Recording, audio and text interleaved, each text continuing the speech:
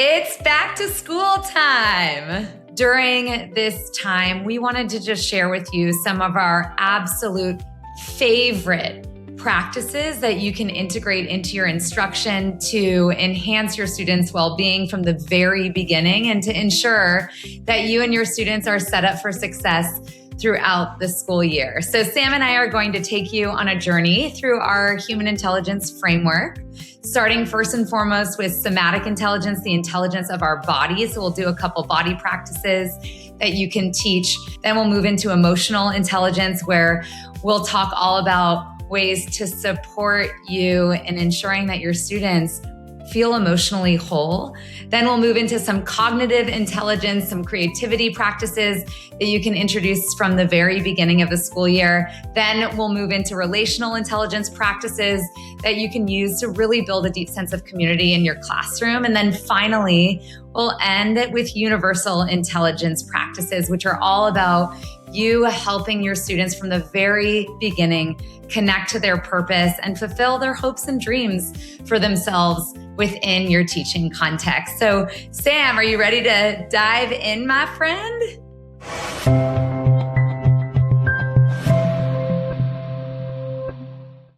It's back to school time. It's back to school, y'all. Woo! Woohoo! And we are so excited for this episode because during this time, we wanted to just share with you some of our absolute favorite practices that you can integrate into your instruction to enhance your students' well-being from the very beginning and to ensure that you and your students are set up for success throughout the school year. So Sam and I are going to take you on a journey through our human intelligence framework, starting first and foremost with somatic intelligence, the intelligence of our bodies. So we'll do a couple body practices that you can teach. Then we'll move into emotional intelligence, where we'll talk all about ways to support you in ensuring that your students feel emotionally whole. Then we'll move into some cognitive intelligence, some creativity practices that you can introduce from the very beginning of the school year. Then we'll move into relational intelligence practices that you can use to really build a deep sense of community in your classroom. And then finally, we'll end it with universal intelligence practices, which are all about you helping your students from the very beginning connect to their purpose and fulfill their hopes and dreams for themselves within your teaching context. So, Sam, are you ready to dive in, my friend? I absolutely am. Let's get started with somatic intelligence. All right. So, somatic intelligence is all about the intelligence of our bodies. This will support you in not only building your students' awareness of their bodies from the very beginning, but it'll also help them regulate themselves and ultimately experience vitality in your classroom. So one of the most foundational practices that we love to teach here at Breathe for Change, it's so simple. It's called 3 collective breaths. And it's literally exactly what the name is. It's you facilitating 3 collective breaths with your students. So how it might look is you invite your students to settle in. Maybe they're in crisscross applesauce on your rug, or maybe they're in their chairs.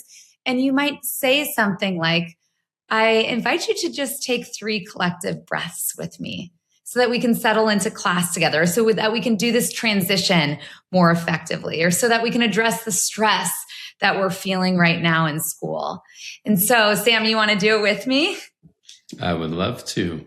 All right. So let's just take 3 collective breaths together. And if you're listening, you can join us. So find a comfortable position and you can take a deep breath in and a deep breath out.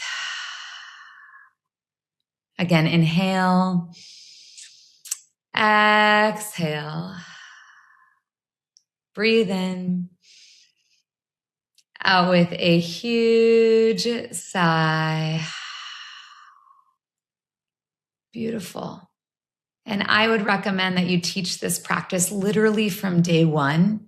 It can be the way that you start class together. It can be a way that you transition your students from one thing to the next. It can be a way that you address any tension or stress that may be showing up in the classroom. And eventually, your students can be the one leading the 3 collective breaths when they need it. It is so, so powerful. So that's practice number 1 that we recommend. And Sam, what's another one? It's such a simple practice, and it's so powerful. I can't tell you how many moments in my classroom or really in my life have shifted because of the pause. There's this reactive moment where it's like, all right, I'm feeling really charged, or my students are feeling really charged, or there's something that's about to escalate. And the power in just, let's take 3 deep breaths and see where we're at after we've allowed our nervous system to recalibrate just a little bit. And that's really what's happening with 3 deep breaths, right? Is you're getting some space, you're hopefully allowing your nervous system to return from a place of fight or flight, maybe even a freeze response, right? And so again, a really powerful thing. It feels really simple. And Ilana and I have done this tens of thousands of times and recommend that you begin to build a habit around reactive moments and taking 3 collective breaths. And what a gift to share that with your students. That's a lifelong skill. And so building off of that, wanted to share another of our favorite practices. It's the body scan. I know when I was in my classroom, the majority of my students, unfortunately, had very little body awareness. Yeah. Right? It would often get hijacked by something. It would almost be numb to what was happening in their bodies. Right? When I'd ask them to tune in, I'd often get a shrug or a question mark, or I'm not really sure what's happening in my body. And the reason that the body scan is so important is because it begins to bring that back online, begins to build awareness with what's actually happening in my physiology, in my body awareness. For the sake of really tuning in, for the sake of building a more vital relationship with our bodies. And a lot of our students, a lot of educators certainly carry trauma. And one of the reasons that we might have a numbing response in our bodies, it has to do with trauma or a trauma response. And so, again, there's a lot of trauma-informed ways to lead something like this, and we'll share more of that in a moment, while also enabling yourself and your students to begin to really build a better relationship, a more aware relationship with their bodies. So the way that the body scan works is, and then I'll lead you through it, is we start at the top of our head and we just slowly, with intention, work our way all the way down to the bottom of our feet and just notice and try to accept what is there, the sensations that are alive for us. And in some cases, we might not feel anything. That's totally okay. Part of this practice is to release judgment as well of what is and what isn't happening in your body. And I'll just say, having practiced this for nearly a decade, it has transformed my relationship with my body and my ability to really tune in to the messages that I'm receiving. So I invite you to listen to my voice as I guide you on a short journey in your body, the body scan. And if you'd like, you can find a steady gaze or close your eyes. Again, you can offer that as a trauma-informed tip there, right? You can close your eyes if that feels comfortable, or just find a steady gaze if that feels better. And so we start by just taking a deep breath in. Our breath is our gateway into our body. And exhaling it out. And so start on the top of your head and just observe any sensations that are arising.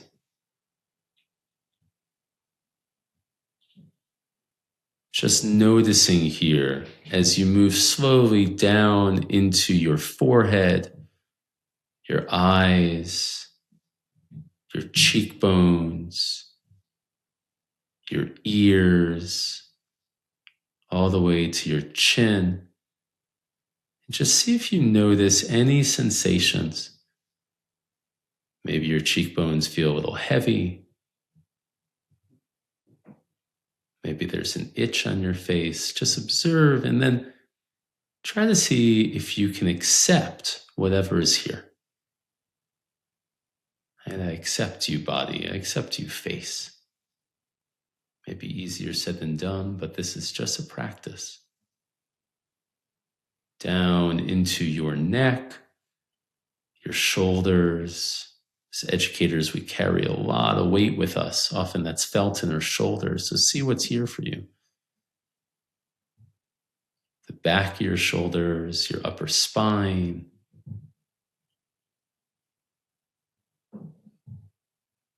Your chest, your mid-body, down to your ribs. Just noticing. What sensations do you feel? What's online for you? And just see if you can accept. I accept you. Down into your belly button, to your hips, your upper legs, your knees, your shins, down each of your legs to the back of your feet. And slowly making your way to your toes. Just noticing what's present in my lower body. What sensations do I feel? And see if you can just accept them. That's the practice. And then slowly, with intention, back up your body. Just noticing as you travel up your legs to your midsection, up into your upper body, your arms, your fingers, your throat, your cheeks, your eyes, your back body. Yeah, what's present? And then let's take one deep breath in and exhale it out. If your eyes are closed, you can open them. How do you feel, Ilana? So much more relaxed. And I just want to name that when you're first introducing the body scan to your students, you might be working with little ones, you might be working with elementary, middle school, high school students, older adults.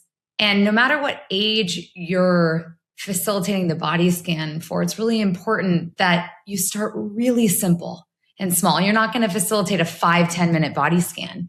You might literally the first time just talk about what is the sensation. Maybe sometimes it's the beginning of the school year. We're feeling tingly or butterflies in our stomach, or maybe there's some tension that you might be feeling. You can offer different sensations that your students might feel. Maybe you even come up with a list of them prior to the practice. So they start to build the vocabulary to be able to access these sensations that are so helpful in cultivating that somatic awareness.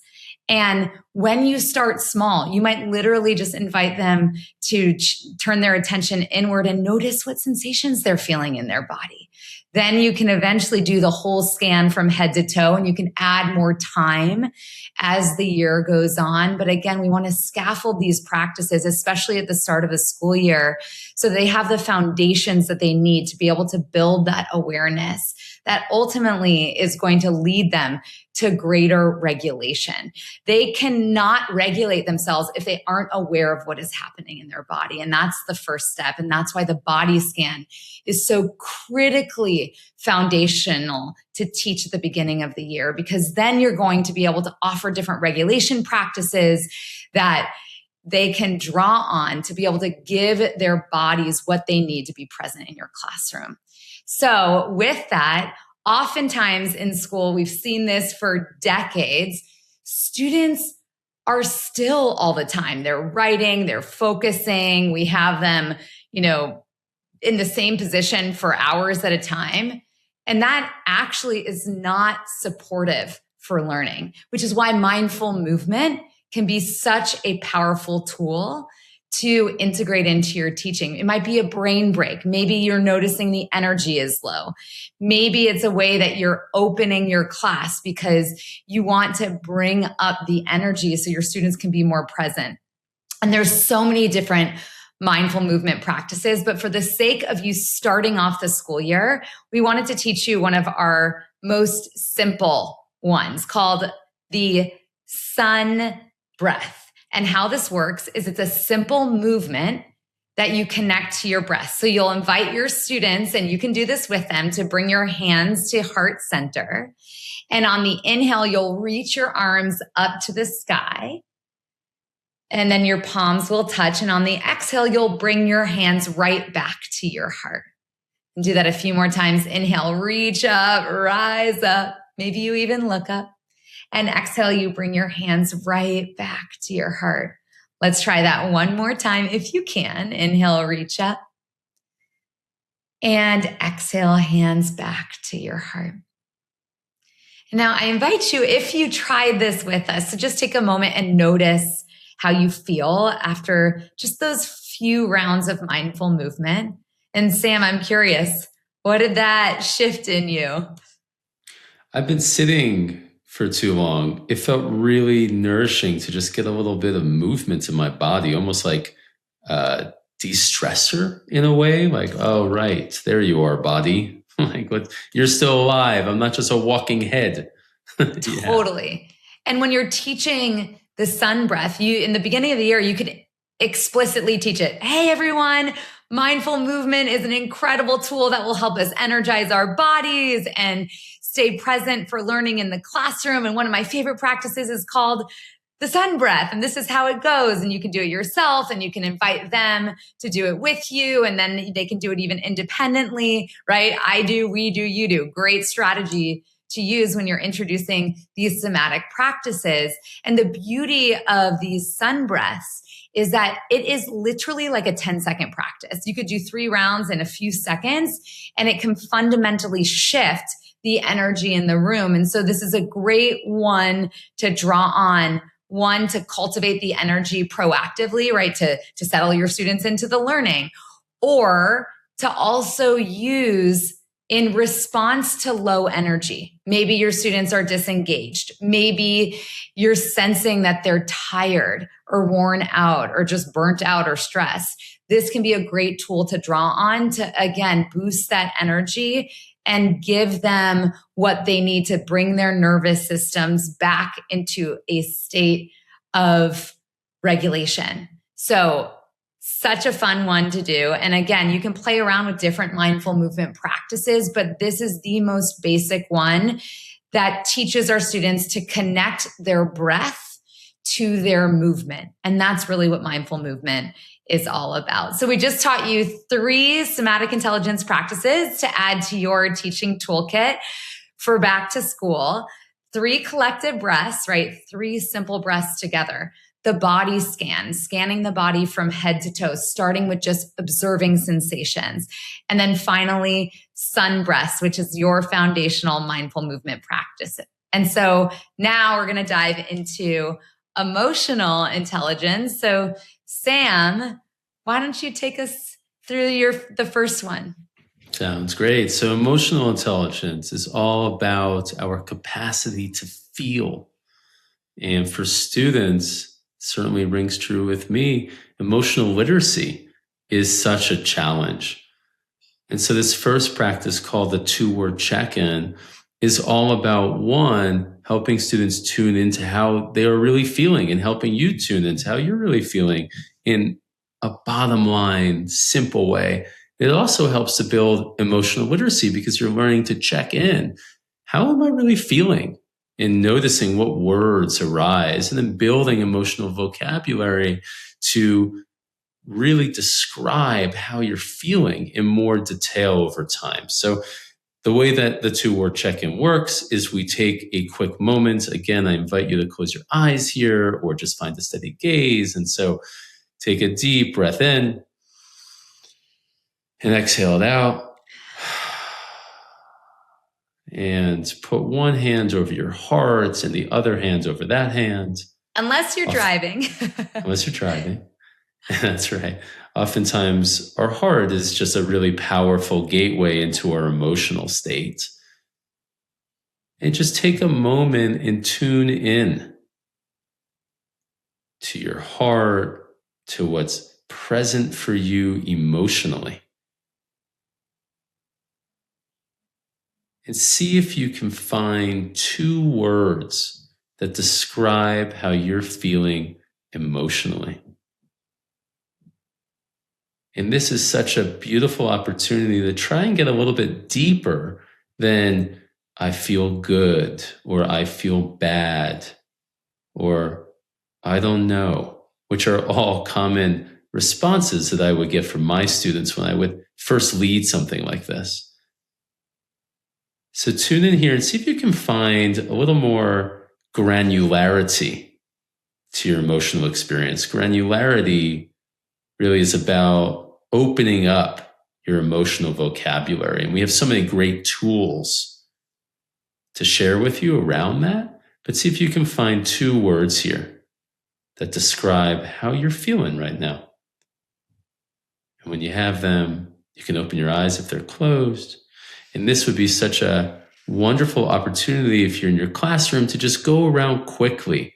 2-word check-in, right? And so I might ask Ilana, what were your 2 words? Grateful and nervous. How about you? Yeah. Grounded and tired. Yeah. Probably those 2. And again, it's in a classroom context or any group context, so helpful. You get a pulse read on how everyone's doing. I used to lead this all the time when my students would first come in. Just get a vibe, get a check. Like, how is everyone doing in this space so that I understand what I'm walking into?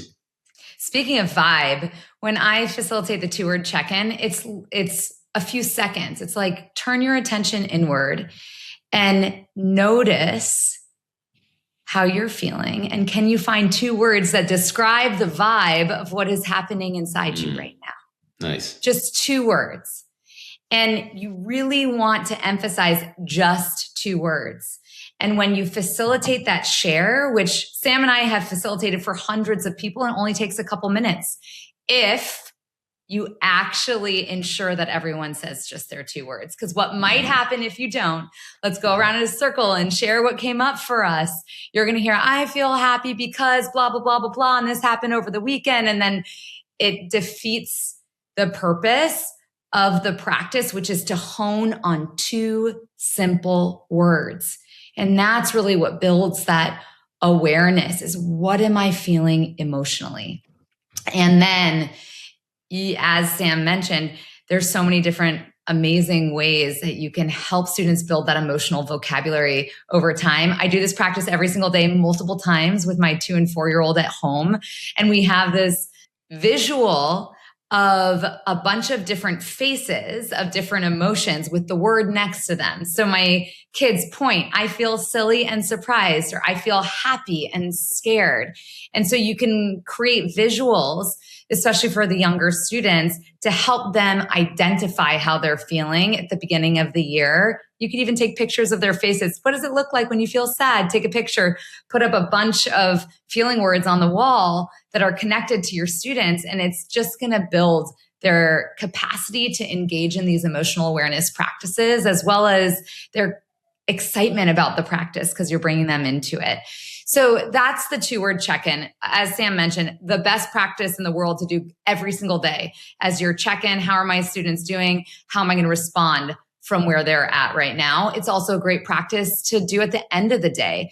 how did this day land for my students? Let's do a 2-word check-in and see how they're leaving. So great opening and great closing. And another practice that is very similar is called the weather report. And the weather report, I would argue, is even more accessible in the beginning of the school year for some students, because some people are going to have a difficult time accessing emotional vocabulary, right? I don't know if I feel sad. I don't know if I feel happy right now. But they might be able to use the metaphor of the weather to help them understand and articulate how they're feeling. So the weather report is very similar to the 2-word check-in, but you're inviting them to do an internal weather report to notice how are they feeling in terms of the weather right now. So are you feeling sunny and warm, or is it cloudy inside, or maybe it's gloomy, or perhaps there's a thunderstorm. And so you can offer that vocabulary instead of the actual emotional words if you want to just give them another doorway in. So that's the weather report. And you can do either the weather report or the 2-word check-in. You can do them interchangeably. They're just both great emotional awareness practices, which are foundational to emotional intelligence. And then finally, the last emotional intelligence practice that we love is called affirmation. And this is where we help our students turn off that itty bitty shitty committee that can go off inside their brain saying, you're not good enough, you're not smart enough, you can't do this. And we say, yes, you can, and we're going to change the narrative. So Sam, do you want to share what that practice is like? Sure. So affirmation is all about instilling or invoking a certain way of being and repeating it in a way where over time you become that thing. Mm-hmm. We're all malleable organisms, right? Sure, we get stuck in thought patterns, and we'll go there in a moment. And we have the power to change our state. Yes, we do. The way of being, right? And so affirmation is all about invoking a way of being. It's another way of saying like fake it till you make it in some way. And I used to think that was a little bit inauthentic until I started reading the science here, which is all about how when you really say something with authority, with affirmation, you can become it over time. And so that's what affirmation is all about. And so I invite you to try this on for a moment. See if you can find an affirmation, right? I am, and put in the word that really feels right to you. I am brave. I am worthy. I am courageous. I am amazing. I am brilliant. I'm wonderful. I'm smart. I can do this. I am inspirational. Yeah. See if you can find one that will support you as you make your way over the next month or so back into your school setting. What's an affirmation that you want to really try on and invoke as you go back to school? So for me, what feels really resonant is I am worthy. I'm worthy. I've been really sitting with that one and trying to feel that whenever, as Ilana said, that itty bitty shitty committee comes online. So see if you can find one. What's your affirmation, Ilana?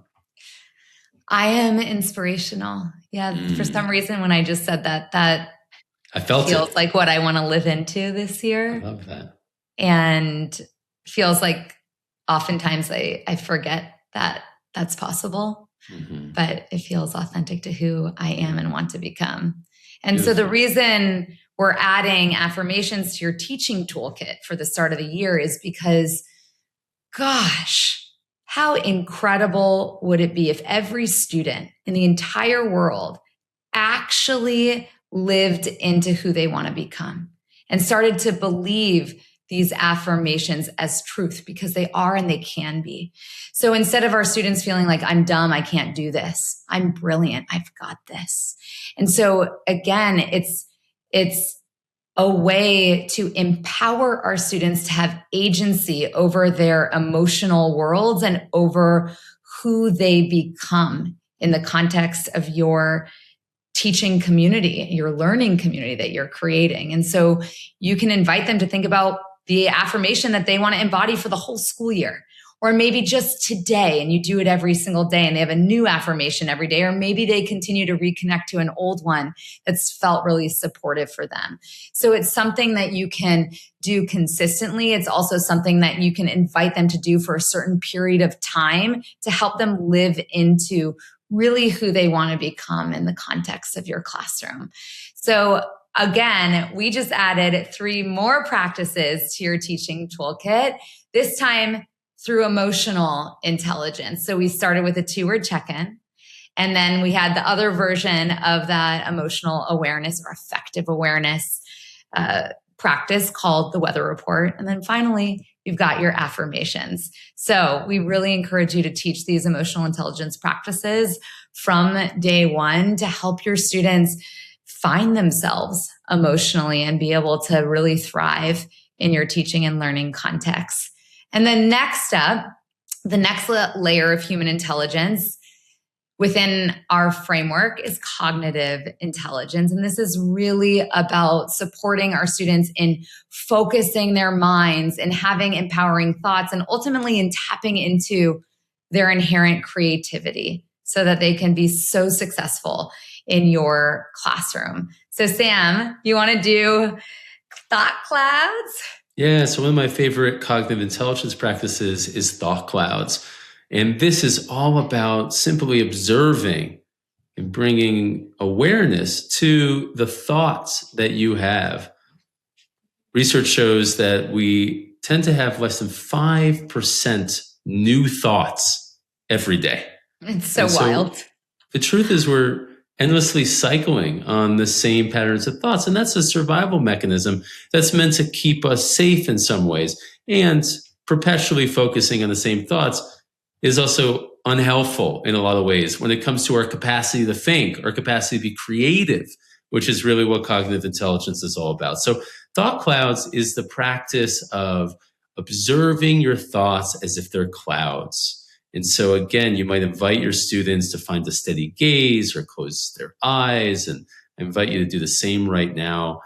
And just begin to imagine that the thoughts that are cycling in that wonderful, brilliant, but sometimes frustrating minds of ours are just clouds. And so you might observe, oh, there's that thought. And then try to imagine that it's a cloud that's just slowly moving, right? As you watch it in your mind's eye, it's slowly moving across your mind and then out of your focus. And so this is the practice. Oh, there's that thought again. Okay, let me imagine it's just a thought cloud. It's just slowly moving, and then I can let it go, just as a cloud goes in the sky. And you might find that some thoughts are harder to let go of. That's fine. No judgments here. The practice is just to come back time over time and just imagine that your thoughts are just simply clouds coming in and out of your view, just like they would in the sky above. And so if your eyes are closed, you can open them now. And thought clouds is such a powerful strategy, such a powerful way of imagining thoughts, especially for students who struggle with attention or focus. Maybe that's all of us, right? It's just a way of just coming back to, oh, right, these are just my thoughts. They're not things that are actually controlling me. I can let them go. This is such a powerful strategy if you struggle with anxiety, as I know so many of us as educators and so many of our students do. Right? It's a way of almost getting some space between you and your thoughts. Mm-hmm. It really gives our students agency over our thoughts, the recognition that, oh, wow, I am not my thoughts. The thought is just here and I am not that thing and it will pass by. And so teaching them that concept before you even guide them through the practice, you want to have a conversation about that. Like, what's a thought? Imagine a thought as a cloud and that it passes by. How many of you have gotten stuck in your thoughts before and let it carry you in a certain direction that you didn't want it to go in, right? We have the agency and the power to shift that. And so let's practice this really cool practice called thought clouds, right? There's ways of engaging your students in the conversation around the purpose of the practice so that they understand the why behind the practice and ultimately what they can get out of it. And so that's thought clouds. We love that. Another practice that is so important, especially in today's world that is so distracting, where there's like a million things coming our way every single moment, is protect the field. And protect the field is a simple practice that you can facilitate to invite your students to look at the surroundings. What is going on in your environment? And how can you protect your field? How can you protect your focus? So maybe that might mean for your middle and high school students that they turn off their notifications and they put their phones to the side for your entire class. Maybe it's with the little ones, they're looking around the room, they're seeing if there's any garbage on the floor, if there's things out on the desk, or anything that is taking away their ability to focus effectively on the learning. And so it can be an individual practice where you're inviting students to protect their own field, maybe at their desks and doing sort of a personal engagement, or it can be a collaborative practice, like as a group. How can we protect our focus right now? What is taking away our ability to be present in this classroom, in this moment? Another really helpful cognitive intelligence practice is yes and. This has everything to do with creativity. A yes and mindset is all about not looking at what the problems or what won't work. It's looking at what is working and how can I build on that? And it's so powerful. And the way that it works is someone will come up with an idea. Maybe it's during an activity or a brainstorm that you're having as a class, right? Or just someone raising their hand and sharing a thought. And then you ask other students, or you do this yourself, where instead of saying, oh, I don't know that that's going to work, or I don't like that idea, or yeah, but, you say yes and you build on that idea. That's what the core of this strategy is. I am obsessed with doing this in the beginning of the year in connection to the community agreements practice. So I'm going to share a little example. So we just shared 3 cognitive intelligence practices. We did thought clouds, protect the field, and yes and. Then we're moving into relational intelligence. And our first practice there to build a deep sense of community and relationships is creating community agreements as a classroom, right? Building the culture that you want to co-create alongside your students with your students so that everyone's saying, this is how we are going to show up for each other and with each other. We're going to hold each other accountable as accountability buddies to this way of being, our community agreements. And so one of the ways that you might come up with community agreements is you might either have a list of predetermined ones that have worked in the past that you want to offer as examples, or maybe you just totally open it up to your students offering different agreements. Like, I want us to show up vulnerably. I want us as a classroom to be kind to one another, to be respectful, to be brave and bold, right? You might come up with community agreements and use that yes and process, right? Then someone might say, I want us to be courageous. Yes, and I want us to have courageous conversations where we can work through challenges together. Yes, and I want us to be so bold and try things that are new.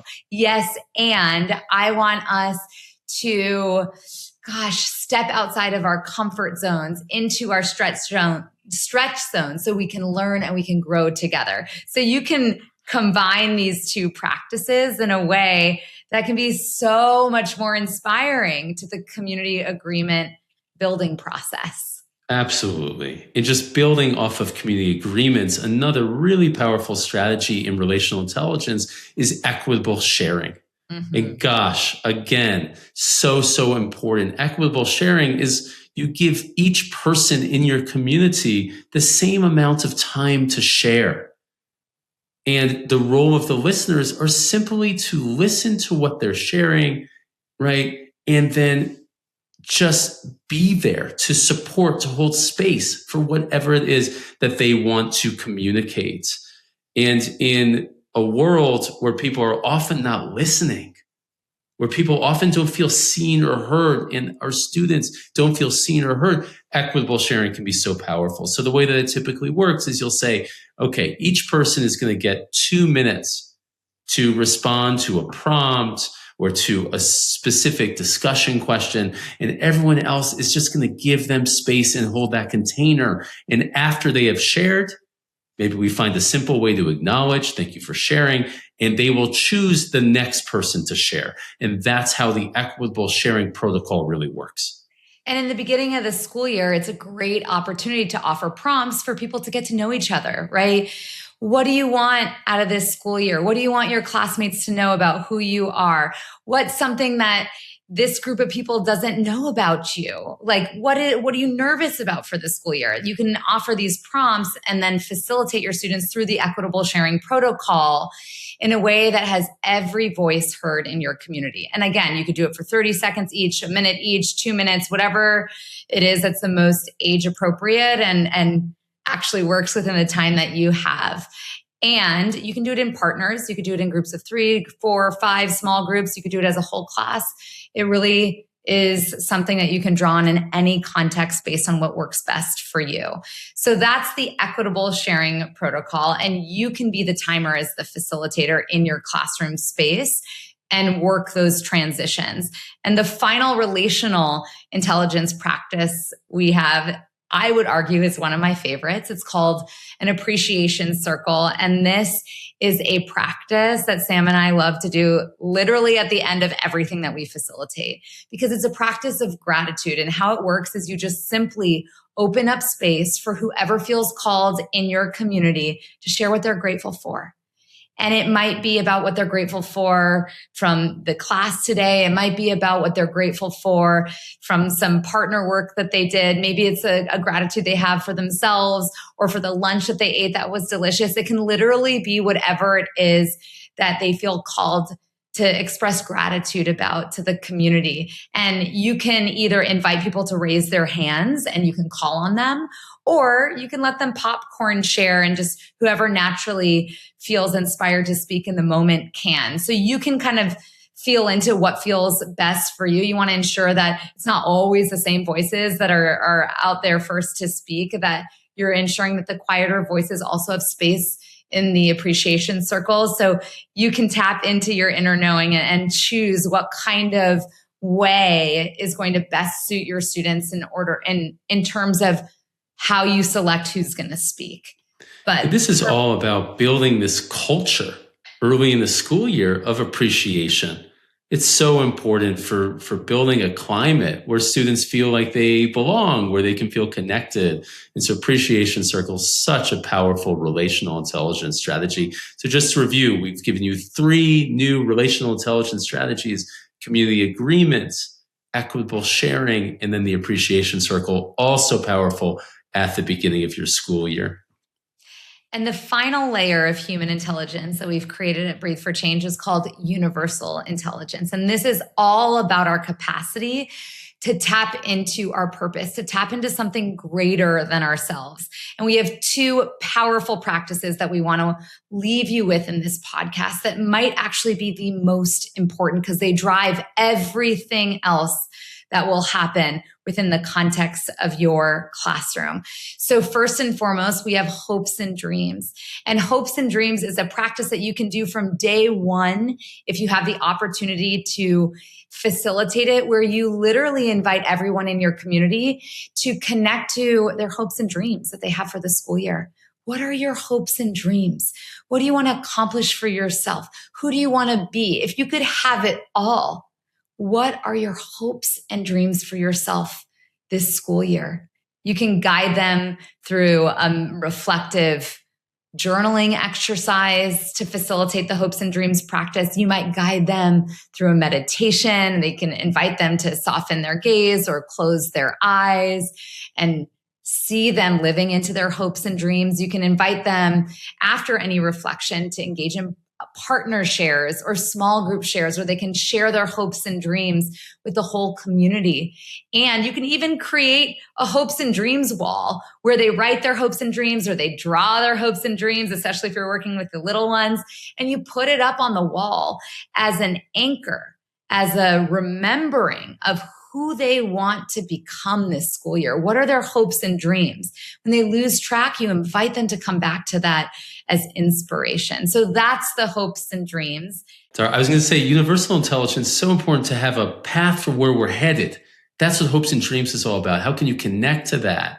And then intention setting is all about, well, how am I going to be every day? What do I want to put into the world to support me in manifesting my hopes and dreams? And so intention setting is just a simple intention that you cultivate, that you name, and that you return to, oftentimes 3 times a day. Maybe it's in the morning, the afternoon, right? And before night.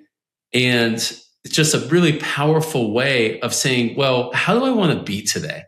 How do I want to show up? What's my intention for the sake of me leaning into my hopes and dreams? And when you're teaching intention setting, the most important thing to remember is that we're not talking about what we want to do today. We're talking about who we want to be today. And that's what we're inviting our students to cultivate within themselves. I want to be compassionate. I want to be kind. I want to be playful. I want to be brilliant. I want to be inspiring. I want to be present. I want to be focused. It's about being, not doing, because when we invite our students to connect to how they want to be from the moment they walk into class, then all the doing stuff, what they want to accomplish, it will happen because of how they're showing up. And so again, hopes and dreams is your North Star vision that you're helping your students really visualize for themselves and tap into big picture. And intention setting is the daily practice that they can engage in to ensure that how they are showing up today is going to help them achieve their hopes and dreams for the long haul. So those are your 2 universal intelligence practices. We have hopes and dreams and intention setting. And now you have your whole back to school teaching toolkit, which is absolutely phenomenal. You have your somatic intelligence practices, your emotional intelligence practices, you've got your cognitive intelligence practices, the relational intelligence practices, and finally, your universal intelligence practices. And we are just so excited for you to tap into this teaching toolkit, to draw on these practices in the beginning of the school year, and then to come back to them time and time and time again. So it's not a one-off thing. We want this to be the way you teach all year, because when you incorporate these practices into your instruction on a day-to-day basis, that's when the real transformation happens. That's when the learning transforms for your students. That's when life outcomes actually transform for the better. So thank you all so much for diving into our human intelligence framework and for really exploring all of these different practices with us today. And if you want to learn more at all, everything that we've taught you is just a taste of what we do in our master's degree program. So you can check that out at breatheforchange.com and also listen to the other back to school series that we have for you on the podcast, so you can learn all about not only how to cultivate your own well-being, but how do you continue to start the school year off strong to improve all outcomes for you and your students. And that's really what this is about. So enjoy, and we'll see you soon.